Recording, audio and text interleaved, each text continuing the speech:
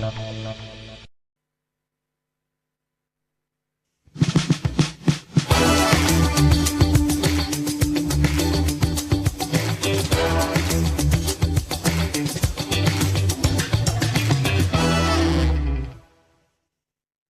should you spend about 2 hours in traffic because the roads are inadequate or they are just bad? Well, I just posed or quoted a bit of a question posed by the Finance Minister, Dr. Kasiel Atoforsin, to you. And he posed that question just a day after he presented the mid-year budget review, emphasizing the need for the government to spend a lot more on dealing with the country's infrastructural deficits. I'm sure by now you're aware that the John Mahama administration is embarking on an infrastructure project it calls the Big Push, with a $10 billion on that project.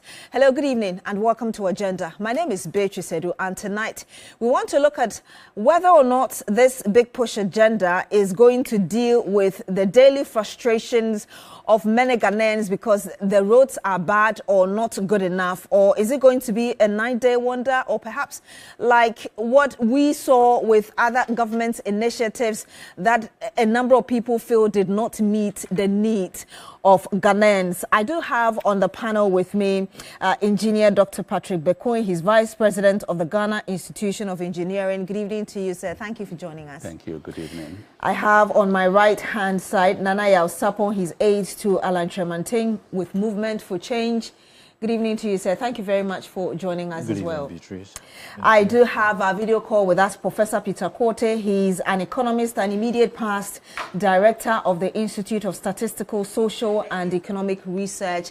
He's also a member of the Ghana Association of Arts and Sciences on PIAC. Good evening to you, sir. Thank you so much for joining us as well. Good evening. Of course, we'll be joined by video call as well by the Deputy Roads Minister, Al-Hassan Suhini. He's also the Member of Parliament for Tamale North. He'll be joining us very shortly. I just told you what the government intends to do, and I'm sure you're already aware of the years of roads that were declared by the former President Nana Addo Dankwa Akufo-Addo. But right now, let me paint a picture for you what the situation is like as regards roads in Ghana. We do know that the country has a total road network of about 94,203 kilometers. And these roads have been categorized into 3 trunk urban feeder. In case you're wondering what trunk roads are, these are like roads that are considered for long distances. Maybe you may call them the highways. And in terms of the current situation of our road condition across the country, statistics show that only 27% of roads in Ghana are paved, and as much as 73% are not paved.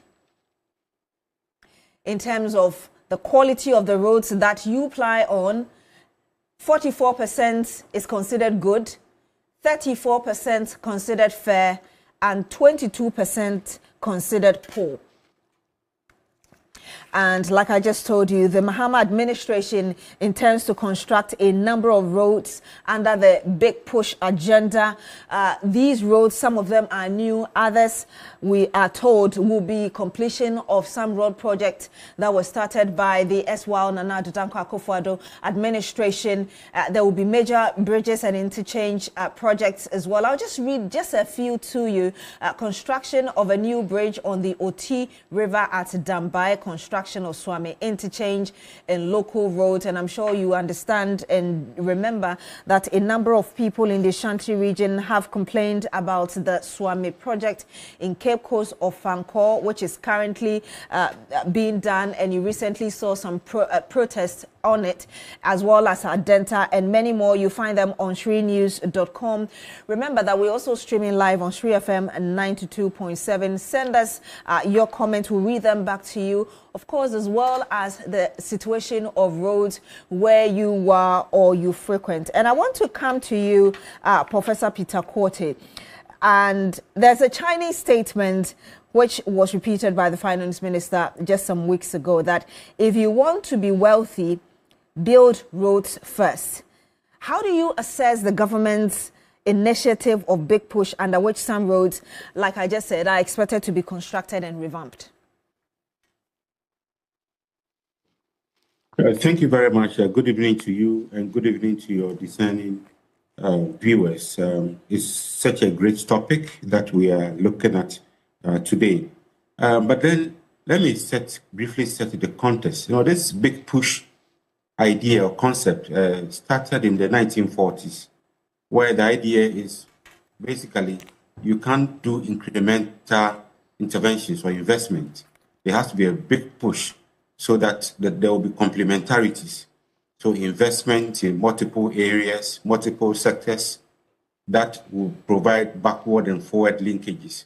So this big push idea is what we are applying to the road sector at the moment, that we're going to really revamp the road sector. But, one thing that is critical for the big push to succeed is that there has to be a very clear, coordinated attempt at doing this. You cannot just rope in a big push when there's lack of coordination. A big push will also bring in the private sector. It will set the pace, provide incentive for the private sector to engage. So if it's road, then government has to set the pace with incentives for the private sector to come in. And I think the NDC's or the current government's agenda of the big push, the $10 billion, I don't think it has $10 billion sitting in its account recently to spend, but with the hope that it will provide the environment for the private sector to engage with a coordinated approach to revamp our roads. Our roads are bad, as your statistics show. Only 27% are paved. The rest are fair, some are bad. But then there's a history to all of this. Our roads are not we don't construct very quality roads. It's an issue of quantity rather than quality.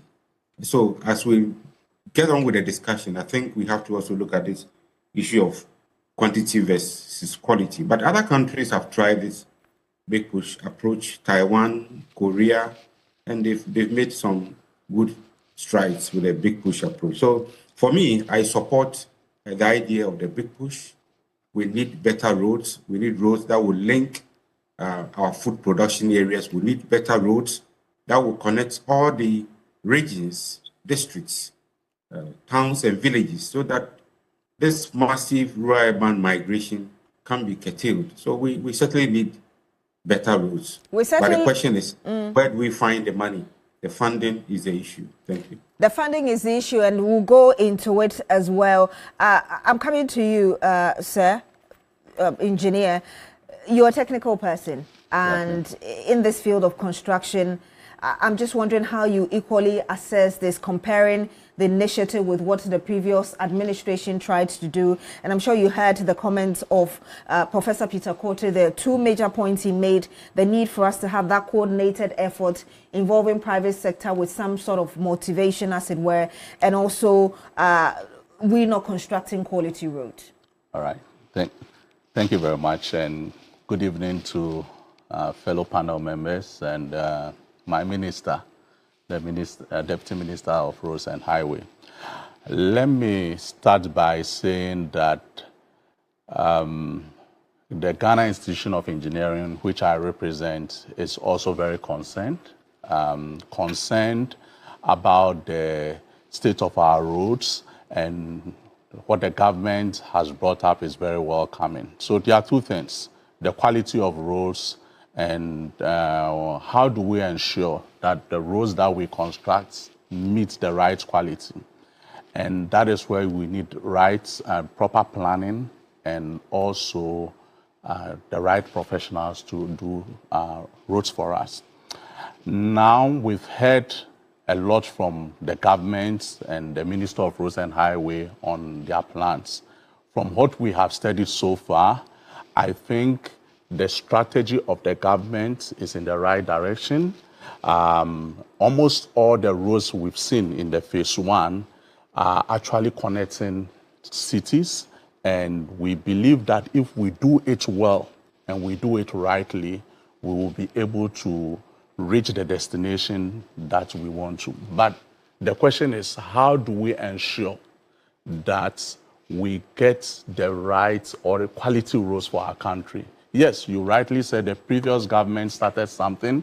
They actually talked about year of roads for so many years, and we are where we are. Where do we go as a country? I believe as an institution, ours is to ensure that right from procurement of the contractors or professionals, consultants who will be undertaking the design, the construction, we ensure value for money. We ensure that we use the right professionals to be able to design and construct our roads. We believe that as a country, we have the requisite personnel, we have the right professionals, but maybe what we are lacking is proper supervision and enforcement. So for us as an institution, we are calling on professionals to be professionals, the government to ensure that they use the right procurement methods to ensure that all these roads that we want to construct, we ensure that we have value for money. In terms of ensuring also that what Professor Peter Corte said, he talked about the fact that we need to ensure private participation, the private sector to participate. I think, yes, generally over the period, that's what governments have been doing. We've been using the private contractors to construct our roads. What we encourage governments to do is that we get our local contractors and local consultants, local professionals to be able to spearhead the big push agenda. So in terms of network, I think from what we have seen as an institution, it encompasses the whole country. And we know that almost all our major arterials, as we speak, they are not in good condition. And this can help us to improve our socioeconomic development as a country. So as an initial point, I think this is the right direction we should go as a country, but we need to do it well and do it rightly. We need to do it well and do it rightly. Let me acknowledge that we do have via video call with us as well, the Deputy Minister for Roads, Alhaji Suhuyini. Sir, if you can hear me, I know that you've been on a number of tours with your minister across the country, assessing roads and really what needs to be done.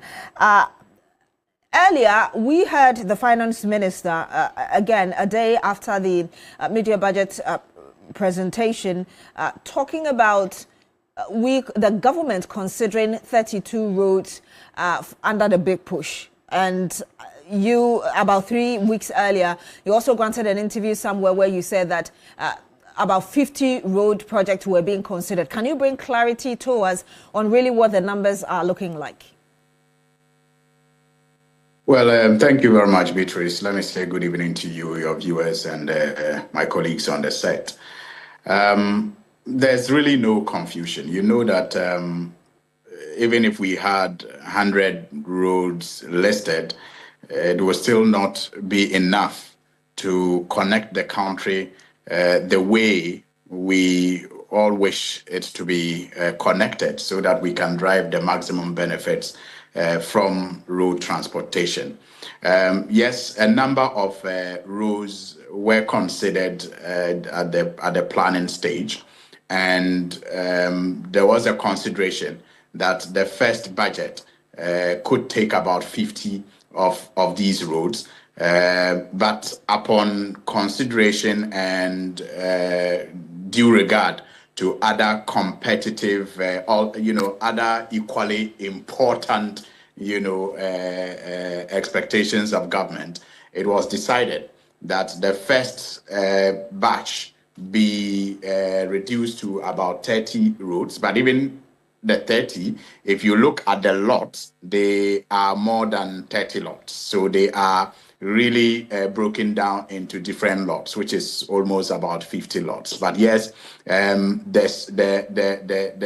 critical corridors cover about 30 of these roads. So it's an issue of planning, it's an issue of prioritizing, and it's an issue of doing what the budget can support, because we don't want to fall into the trap that many other projects have fallen into in the past, where they are started without dedicated assurance of financing, and then a few months after cutting short for the project to commence, contractors begin to have problems because the government is unable to make good its promise of paying for those projects. So if you notice, even as part of the projects that have been captured in the first phase, you realize that some projects that were started like that without dedicated fund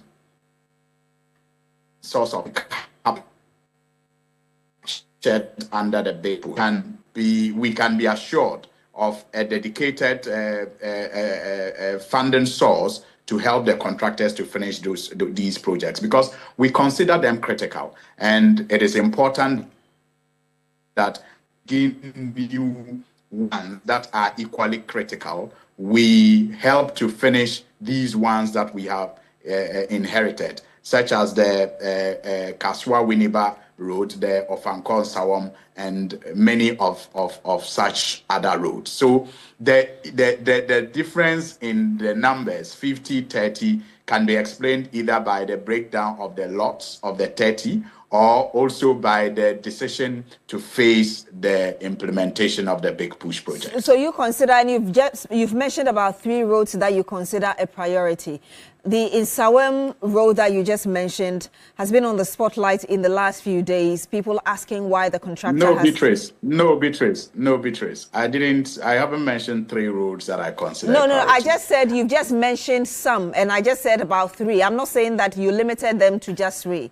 But you mentioned in Sawam Thank Road. you. Exactly. So I'm I mentioned in Sawam, and I mentioned Winneba as the roads that were started without dedicated source of funding, for which we have adopted and put on the Big Push. Do I get the understanding that these are priority roads as well for you? Yes, we consider them critical because these are roads that are connecting major cities to the capital. And these are roads that have heavy traffic, that also have economic impact on the people who live in these cities. Yes. And that leads me to my question, which is that in the last few days, we've had the Insawam Road being in the news and people questioning why the contractor has kept so long. Are you able to tell us when, for instance, that particular stretch, within which time you've been given that it will be completed, or at least it will be made more trouble for people who use it? Well, I do know that from Sunday, the contractor has been actively working on improving the portions that have deteriorated over the period. I mean, the contractor obviously had to slow down work on the road, and eventually almost vacated from the site, like many other contractors across the country, due to non-payment. I think that contractors are a special group of patriots in this country, given the lengths that they go to sometimes pre-finance these projects, especially in cases where there is no mobilization paid. I always marvel at the risk that they take to raise funds to, mobilize to site and to pre-finance projects, and sometimes without even knowing when payments will be made at all to them. So across the country, what we are faced with are projects that are either delayed or abandoned by contractors because of non-payment. And the ministry, like my minister has repeatedly said, is saddled with a debt of over 21 billion Ghana cedis. And remember, this is a ministry that has a budgetary allocation of sometimes less than 3 billion Ghana cedis. So you can imagine how difficult it has been since we had to convince some of these contractors to return to runs that they will be paid, given the quantum of debt that is on our books and the allocation that they know we have. But thanks be to God and the vision of His Excellency President infrastructure agenda, which this year has been dedicated to the road sector, has come as a big relief, not only to the ministry, but also to contractors that are on some of these critical roads. And it is the reason why we took the pain to get Parliament to approve the dedicated source of fund, in this case the ABFA, to the big push agenda, where funds from the ABFA will be directly allocated to fund some of these critical projects. And I heard you make reference to that profound Chinese saying that if you want to get rich, you first have to build roads. Indeed, roads are a catalyst for economic transformation. And at the basic level, you can even see it. I mean, in our communities, when we live in those communities without good motorable roads, opportunities to do business are limited. But every time the road in front of your house, the road in your community gets a facelift, you begin to fail to count the number of shops that just spring up, the number of businesses that spring up. I mean, that is a basic test of how roads actually serve as a catalyst for economic transformation. And it is the reason why we identified some of these critical roads that didn't have dedicated source of funding in the first place, and absorbed it onto the big push program. And it is the reason why, as we speak, Beatrice, we have been able to advance some money to this contractor on the Nsawam Road, and he has since been on site actively working to improve the bad sections. As far as I know, since Sunday,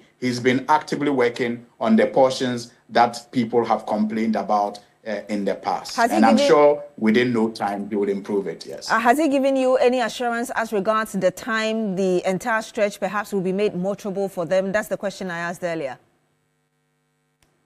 Well, I think that the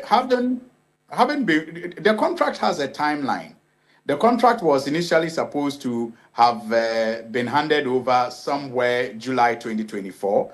It got extended to May this year. But unfortunately, because of the financial reasons and other legal challenges, we are unable to hold the contractor, to that strict timeline of handing over the project this year, because it was supposed to have been handed over May 2025 after the last revision from 2024. But we all appreciate the real problems that each side is faced with, government and the contractor. And we are working on a new timeline. But what is reassuring is the fact that he's back on site, fully mobilized, with some appreciable financial resource advanced to him. And I believe that it will take the work a long way. But indirectly, what you're saying is that you don't expect that the road will be done this year. We have to be realistic. If a road that was supposed to have been handed over in May could not be funded for the most part of this year, if we have only made funds available this month, we obviously need to revise the completion date of the project. And I am not able to speak to an exact timeline as we speak, but it is our hope that the contractor, given his capacity, will fast track the work, and it will be exciting to have him finish by December. But that is not the timeline we have given, by the way. I will come back to you, Alhaji Suhuyini, but I want to come to you, Mr. Yaw-Sarpong. And just to find out from you, really, how do we move beyond the rhetorics and ensure the work is done? I mean, under the big push alone, we heard the finance minister again at that media budget presentation that we are considering about 5,000 kilometers of road. And I read to you the road network, over 94,000 kilometers, and about just 27% being paved. Beatrice, thank you. And good evening to my senior here and to Alaji Sunyini and Prof. Sunyini was not summarizing because he attended Ghana School, a school in the north called Ghana Secondary School. They don't summarize. So I don't know how he responds to that. Yeah, no, we are rivals. But to dealing with the issues, we need to be able to identify what the problems have been. Fundamentally, there are three major issues that we identify. Number one is finance, and number two is the engineering styles that we have, and number three is the issue of maintenance. Okay, so we've gotten to a point in time where we need to be able to look for ways and means to consistently, sustainably finance the roads infrastructure and almost every infrastructure sector that is in this country. Now, any country that is determined to change around or to turn around the economic fortunes of its people would need to deal with the road infrastructure. Exactly. Because now, whether you want to turn around the economics through agriculture, you would need roads from the farms to the market centers and to your harbor.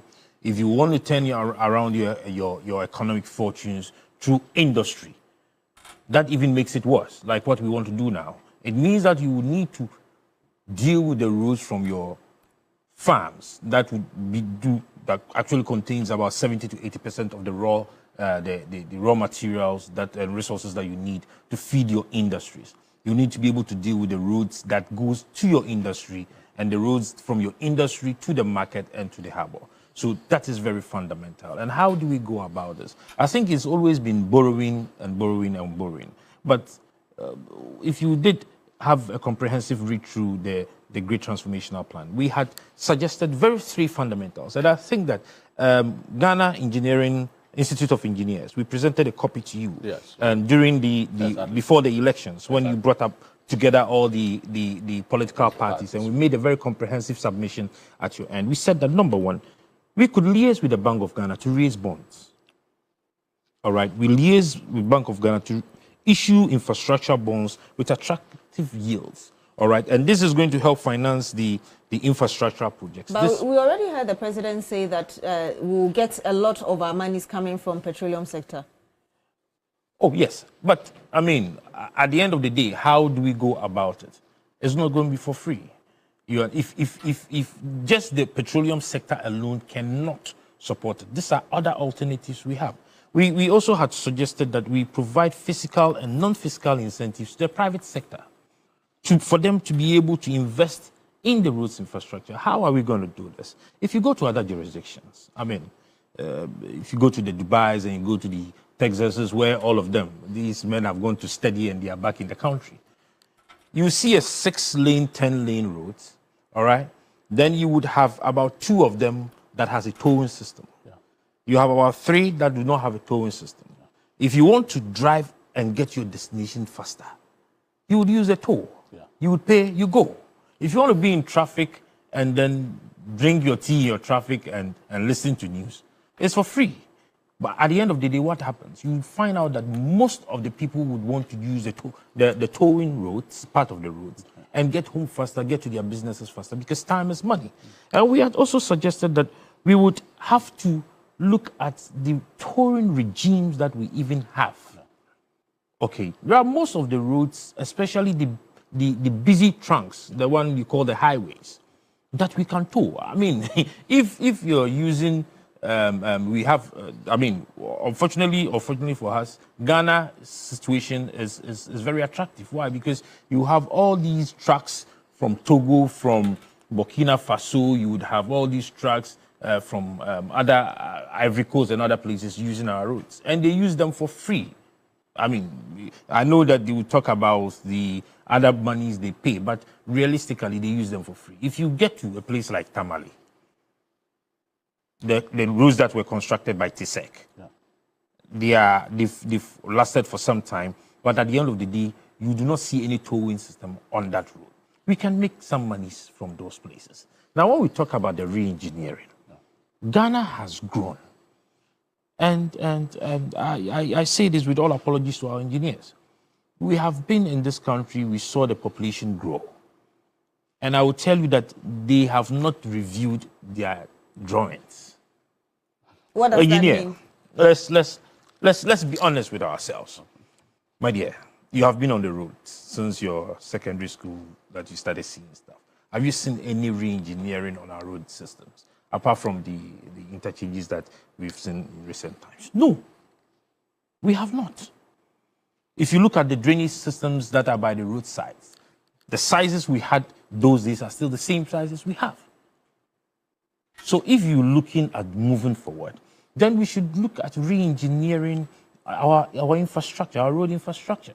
We should look at the modernity in which Ghana is moving, the cars that we are using, the trucks that are coming into our system. We should look at the climate change that is happening and then re-engineer our drawings and other things to suit the current moment. All right, so I don't see why we should be 10 years back.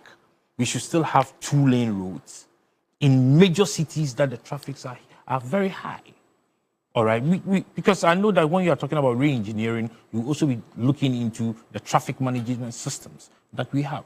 I mean, you look at some of the roads that we have, very beautiful roads just behind the Palace Mall, the bypass, you know, behind the Spintex. And I'm sure you see what's happening around the Spintex road, or what you call the Shiashi road, connecting with the Tema motorway. That's what I'm talking about. I mean, see, so if you look at what is happening there, anybody who is seeing Ghana in the next 10, 20 years will tell you that probably they should have sat down to do some proper, you know, drawings to accommodate the fast-growing population that we have.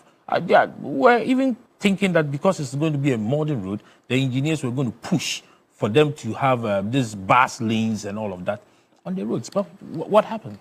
We are not seeing them. And so these are things that we need to look at. Now, the very last one that I would want to deal with has to do with the issue of maintenance, okay, and quality for that matter. You know, when they have issued contracts in Ghana, engineer, you have the people you call consultants. Yeah. They are supposed to play a supervisory role. Yeah.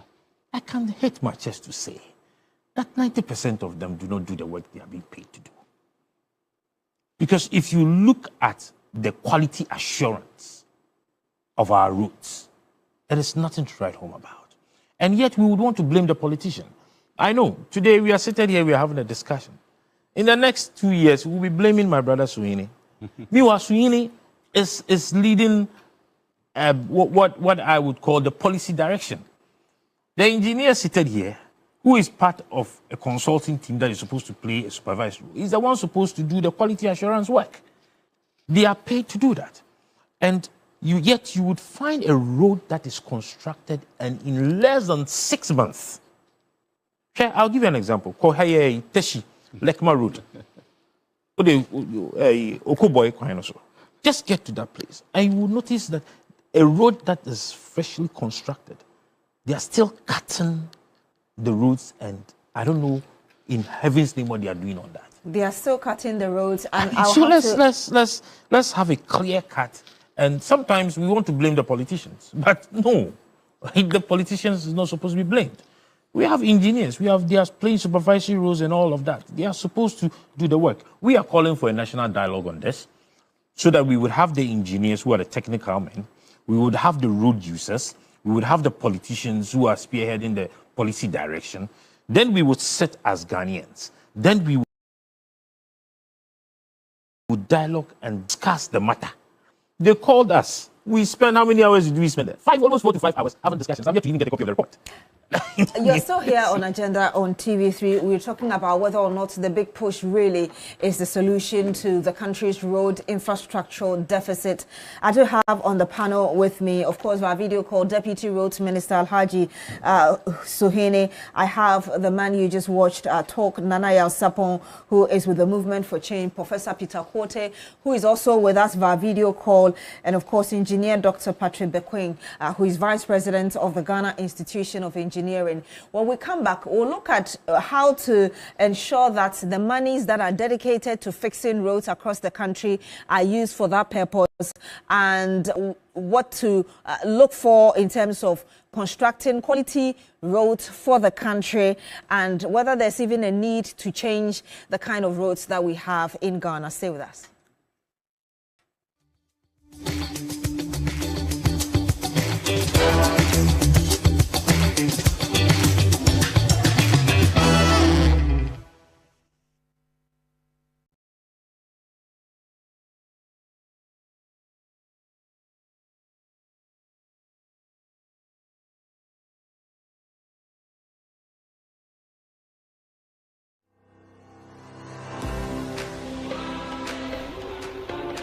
At Academic City, we are not just students. We are problem solvers, innovators, and future-ready leaders.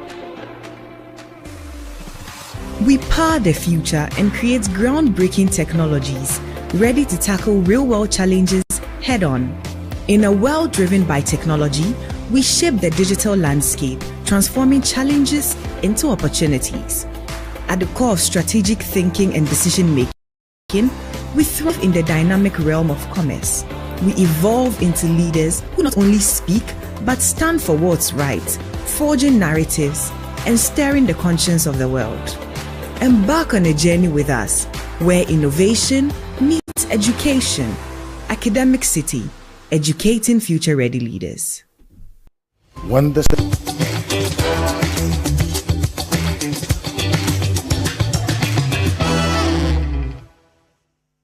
And you're still here on Agenda on TV3. My name is Beatrice Edu, and tonight we're looking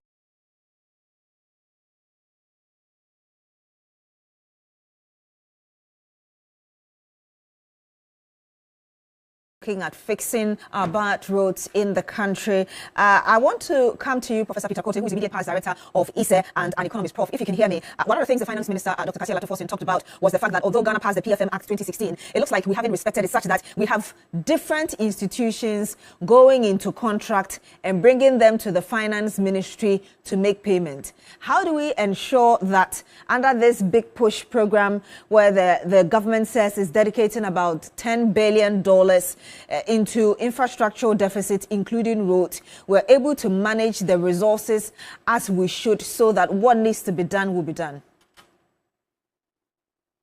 Right. I think you really hit the nail on the head. I mean, how do we ensure value for money in this road infrastructure? We've had too many bad roads. We have so much money spent, and we're not seeing the value. I mean, a lot of bad roads in our country. So, if you look at the budget statement year on year, you find the word the gov't system. So basically, there is an online system where all payments are supposed to be made and tracked. Unfortunately, we find this off-budget spending. We find MMDAs spending outside the gov't system. So it makes it difficult to track. It makes it difficult to really ensure that there is value for money. So if you ask me how this can be done, I think it sits very much with the finance minister to ensure that all the ministries, what they draw their funds from the Ministry of Finance. So he has the mandate, he has the ability to crack the whip and ensure that DC, CEOs, all of them do their needful to avoid waste. The road ministry and everybody that is involved would ensure that the funds are not dissipated. My second point is about the need to avoid political patronage. You see, I was quite happy with the comments by the last speaker. He made very useful comments. Nevertheless, he said politicians should not be blamed. You cannot absorb the politician. You are both the technocrats and the politicians are culpable in where we find ourselves. If you give roads, you give road contracts to a political crony, to a party faithful, and they don't deliver, you don't blame the technocrats. So it's all a bit murky sometimes. Well, that's how we don't find the delivery. I think competence should be the first priority. If Prof, we sorry assign to roles interrupt to you. competent Let me take you back. You're saying that if you give contract to party cronies, is that what you suspect has happened with road, contract over the last years, the reason we're where we are? Oh, yes. I mean, the evidence is there. Some of the roads were given. I mean, I heard the president of the Association of the Road Contractors or something saying that you could find us one contractor having about 30 roads assigned to him. Why would that be the case? So I think if we allow competence, we assign roads to people who can undertake the job and also distribute them fairly. We'll be able to get good roads. Of course, the supervision is very important. As the last speaker said, if the consultants don't do the needful and we sign certificates, we approve certificates, then we have all these bad roads being constructed. I have seen Accra-Kumasi Road since infancy. Every year we are constructing Accra-Kumasi Road. The roads remain bad. Why is that the case? When you visit other countries, you find decent road being constructed and it works. My last but not the least is the need for public-private partnership. If we want to ensure that these funds are used judiciously, let's involve the private sector. Let's have public-private partnership. Unfortunately, we haven't done well with PPP. The road tolls have been taken away. I mean, we've made it free for most drivers, commuters. So if now you want to reintroduce toll, there may be public backlash and all that, but we have to be bold enough to introduce public-private partnership. Introduce the tolls, electronic tolling system, not the manual one that will create congestion. We also have to invest. You see, if we don't invest in the road tolls, we don't invest in the tolling stations, and we construct these routes, we cannot pay for them. So I believe there are a couple of things we have to do to ensure value for money, ensure that all the funds that are being allocated go to support very high quality roads. I like the idea of the big push. I like the idea of constructing roads, because roads are very important, but the need for value for money is very critical. We have not been very much, we have not done very well with that aspect. The need for value for money. And I'm coming to you, Alhaji Al-Hassan Suhuyini, for some answers to the questions or the statements made by Professor Peter Quartey. He's concerned about value for money. And I want to ask you how you intend to do that. One road being constructed several times, and yet thousands of cedis, if not dollars, are spent on that same road. How do you ensure that? You're muted, sir. We can't hear you. Forgive me. I appreciate the concerns that have been raised by Professor Peter Quartey and my very good friend from the Honorable JHS. He knows himself. I appreciate the concerns that they both raise, especially in relation to the responsibilities that we all have, either politicians or non-politicians, when it comes to ensuring that we deliver quality service and leadership to our country. I don't think that it is one over the other.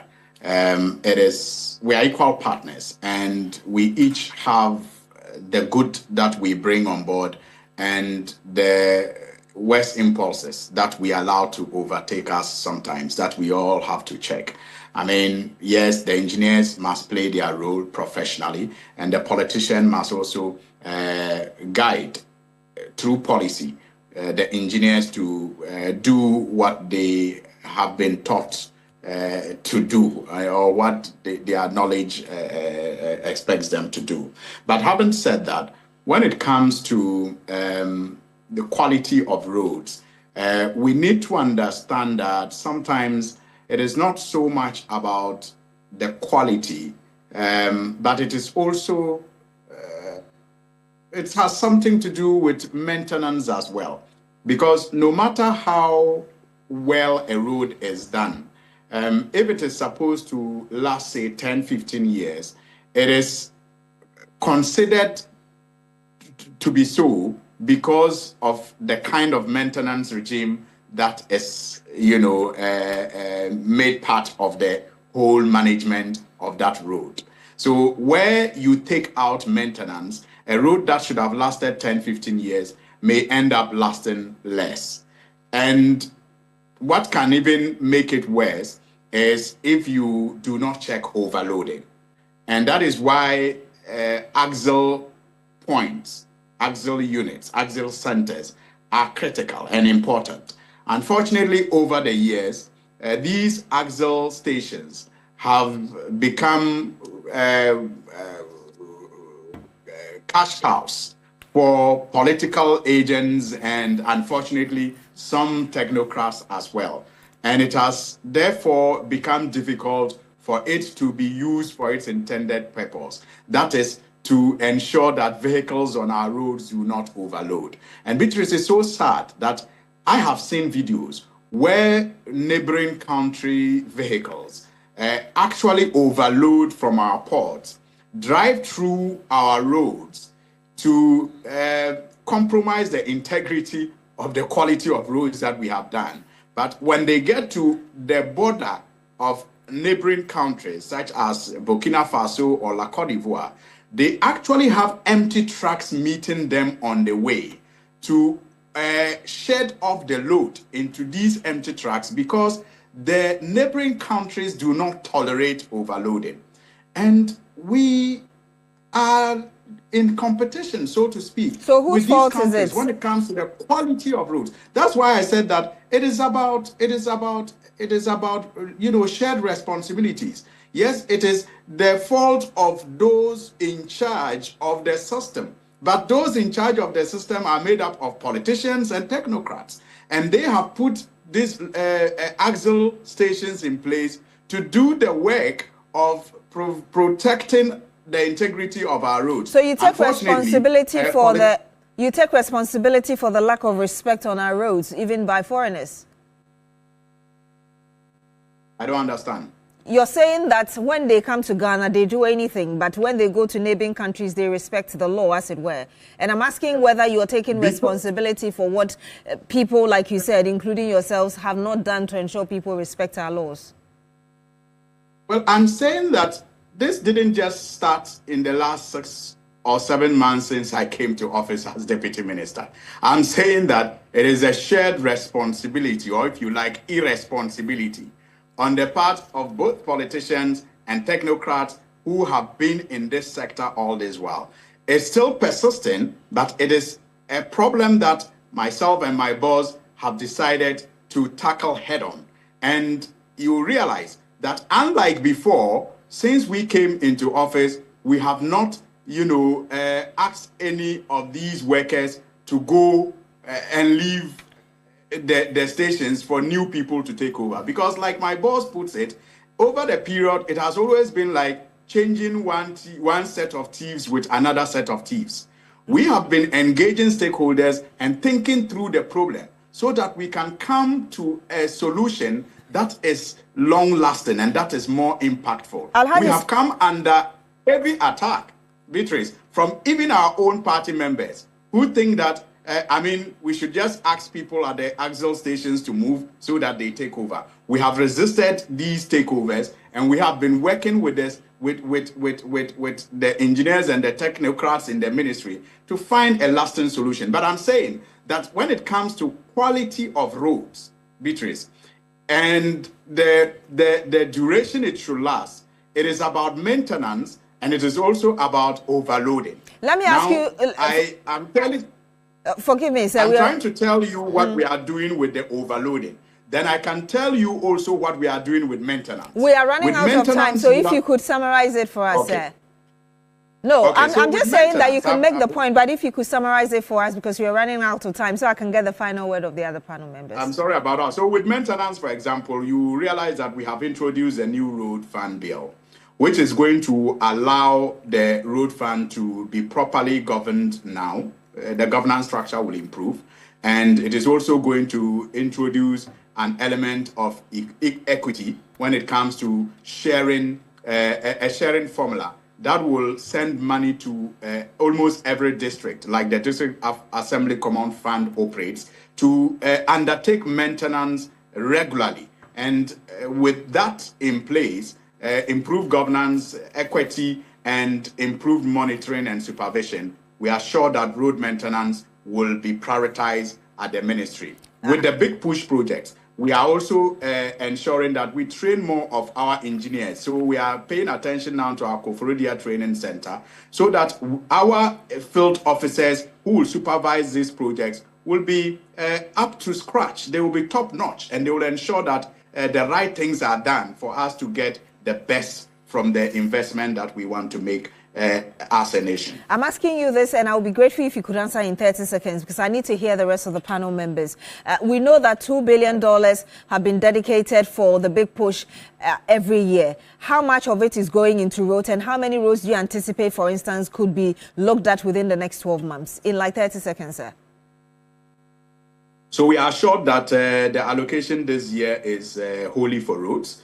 And we also expect that next year it will, if not all of it, but majority of it again will be allocated to roads. And that is why we find it a duty to ensure that we do not fail, because we are suspending the construction of schools, we are suspending the construction of hospitals, just so that we can build roads that will impact the economy and impact lives in the future. So we cannot afford to fail for this sacrifice that the nation is making for the road sector. Engineer Patrick Bequin. Thank you very much. Let me thank the minister for laying down the points that I initially wanted to talk about. Thank you, Honorable Suheni. It is important. Thank you, President. As Nana said, they met us last year. But we've had a chance to review almost all the political parties, their manifesto in relation to road development, and we understand the issues as an institution. Let me put it across that the government is talking about big push, but the minister will allude that beyond the big push, they are doing other maintenance activities within the Ministry of Roads and Highways, and we are aware of that. So they are still maintaining existing feeder roads, urban roads, and maintenance could be the basic things that you are talking about, desilting and all those things.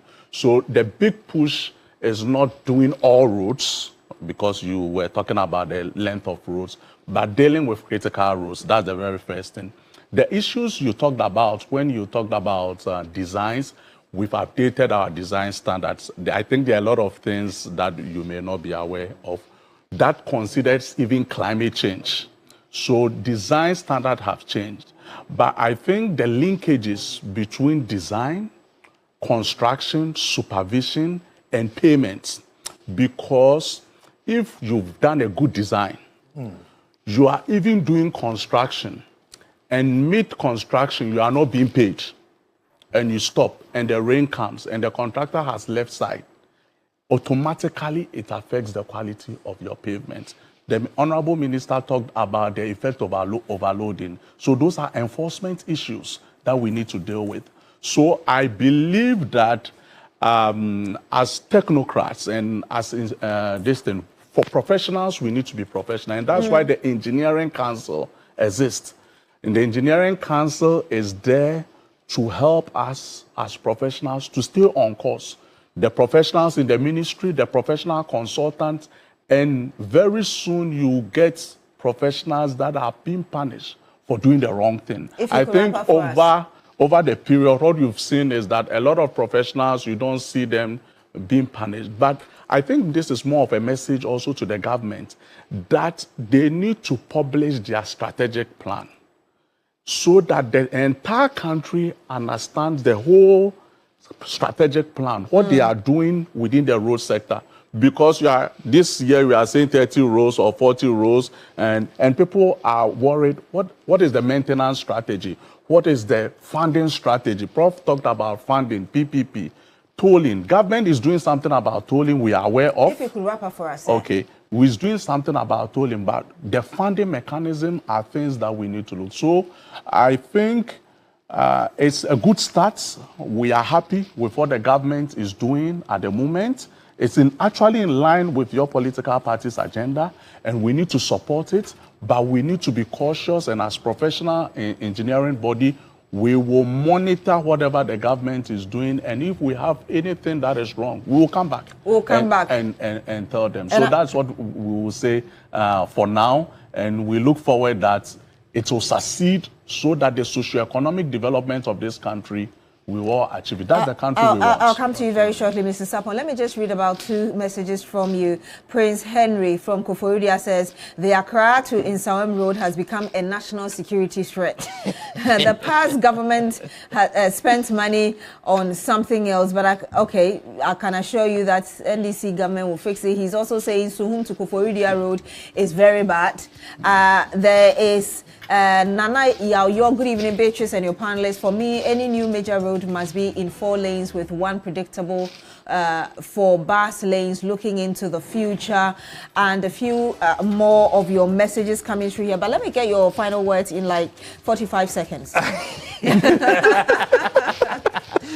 Beatrice, I think that I'm pretty much excited with the responses by engineer, and I look forward to meeting them again for us to have a real look at what they have gotten, and I hope that they credit us, the movement for change and the great transformational plan, for the strategies we're giving them. But Beatrice, you know the NIB, the National Investment Bank, was established in the 1963. Now their main mandate at the time was the financing, was development financing. And when we talk about development financing, then we are talking about the financing of infrastructure and industries. I think that it is time probably the government would have to The have finance minister said that he has already spent some money investing into it. No, they've given them some money, but are we able to bring them back from just doing the salary loan thing to doing proper development financing, where we would have that focus? Because maintenance is no cheap work. Maintenance is a lot of money. And if you want quality infrastructure, it takes a lot of money. There should be a dedicated bank to that effect. We'll have to end it here, unfortunately. Hopefully, we're able to get some more later. But thank you very much for joining us on Agenda tonight. My name is Beatrice Edu. I've had on the panel with me Engineer Dr. Patrick Bequin, Vice President of the Ghana Institution of Engineering. I've also had with us Alhaji Al-Hassan Suhini, Deputy Roads Minister and Member of Parliament for Tamale North. Professor Peter Quarter, Economist and immediate past Director of the Institute of Statistical, Social and Economic Research, ISE, and of course we've had with us as well Nana Yao Sapon, aide to Alan Tremanti, Movement for Change. Thank you so much, gentlemen, for joining us on Agenda tonight. My name is Beatrice Edu. Join us again next week.